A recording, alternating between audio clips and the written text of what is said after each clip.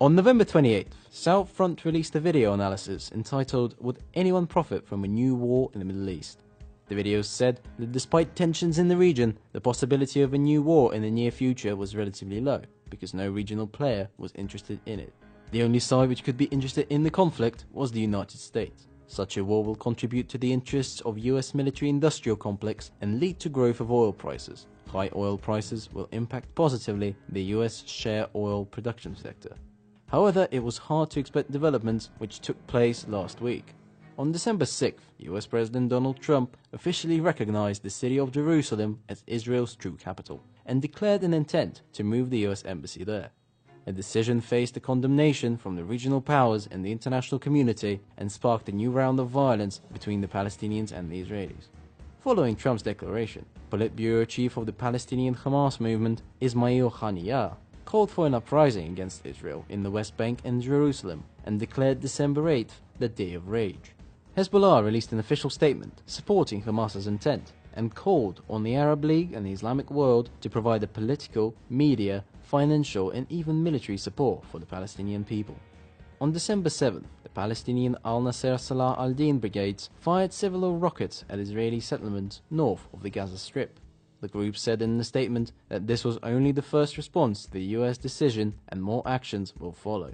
The Israeli Defense Forces said that a battle tank and a warplane have targeted 2 posts in Gaza in response to the shelling. On December 8th, the Al-Nasser Salah al-Din brigades once again shelled settlements in southern Israel. In response, Israeli warplanes bombed an alleged Hamas training compound in a warehouse in Gaza. On the same day, large-scale anti-Israeli riots started across the Gaza Strip, the West Bank and Jerusalem. Israel responded with deploying security forces and the army. According to reports, 100 Palestinians have been injured in the ongoing violence so far. The Israeli government warmly welcomed the US decision, and it is not going to tolerate any opposition from the Palestinians. On December 7th, Iraqi paramilitary group Harakat Hezbollah al-Nujaba declared that Trump's decision is a legitimate reason to attack US soldiers in Iraq. Trump's stupid decision will be a big spark for removing this entity, Israel, from the body of Islamic Nation and a legitimate reason to target American forces. Harakat Hezbollah al-Nujaba is a part of the Popular Mobilization Unit, PMU, an umbrella organization composing of various pro-government militias. The PMU is officially incorporated into the Iraqi armed forces. Thus, a part of the armed forces of one of the American allies in the war on ISIS now has an intent to attack US troops.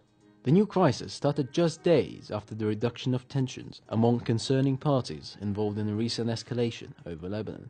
Israel, Hezbollah and their backers are once again put on the verge of an open military conflict, which could easily start if the Israeli-Palestinian tensions develop further.